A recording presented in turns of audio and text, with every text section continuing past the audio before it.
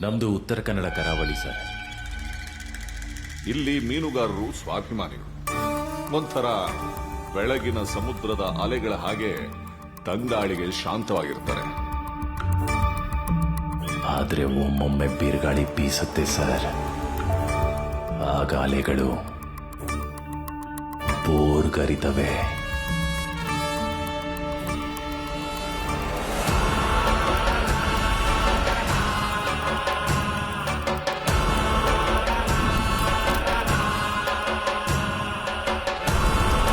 ಯಾವ್ದೋ ಊರಿಂದ ಬಂದು ನಮ್ಮ ಹೋಳಿಯ ಬಂದಿರ್ತಾನೆ ಅಂದ್ರೆ ಏನರ್ಥ? ಅವ ಯಾರು?